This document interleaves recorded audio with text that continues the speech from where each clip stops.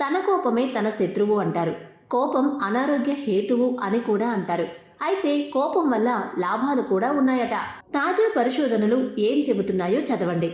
కోపంగా ఉన్నవాళ్లు ఆవేశంలో నిర్ణయాలు తీసుకుంటారని అంటారు. కానీ తాజా పరిశోధనలు మీరు మీ లక్ష్యాలను సాధించాలని అనుకుంటే కోపం తెచ్చుకోమని చెబుతున్నాయి. మీరు విన్నది నిజమే. అనుకున్న లక్ష్యాలు సాధించడానికి ఎదురయ్యే సవాళ్లను అధిగమించాలంటే కోపం అనే ఎమోషన్ సహాయపడుతుందనే కొత్త పరిశోధన చెబుతోంది. Journal of personality and social psychology ప్రచురించిన ఓ అధ్యయనం ఈ విషయాన్ని చెబుతోంది. ఈ అధ్యయనం ద్వారా విచారం, కోరిక, వినోదం ఇలాంటి భావోద్వేగాలను అనుభవించిన వారికంటే కోపంతో ఉన్నవారు భిన్నమైన సవాళ్లను ఎదుర్కొని పనిచేస్తారని కనుగొన్నారట.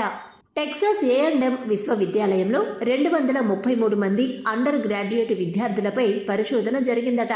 ప్రతి విద్యార్థికి ఒక్కో భావోద్వేగాన్ని కేటాయించారట. కోపం, కోరిక, విచారం, తటస్థంగా వంటి భావోద్వేగాలను వారికి కేటాయించడంతో పాటు వీరికి కొన్ని పజిల్స్ పరిష్కరించేలా పరీక్ష పెట్టారట. కోపంగా ఉన్నవారు పజిల్ పరిష్కారానికి ఎక్కువ సమయం కేటాయించడం ద్వారా ఎక్కువ పట్టుదలను చూపించారట.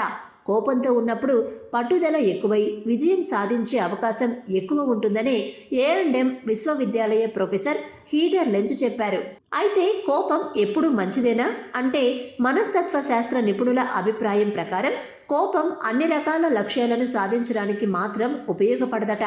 కోపం కొన్నిసార్లు అరచేతుల్లో చెమటలు, శ్వాస తీసుకోవడంలో ఇబ్బంది, గుండె వేగంగా కొట్టుకోవడం వంటి వాటికి దారితీస్తుంది. యూరోపియన్ హార్ట్ జర్నల్ 2022 అధ్యయనం ప్రకారం కోపం కొన్ని గుండె సంబంధిత వ్యాధులకు దోహదపడుతుందని కనుగొన్నారు.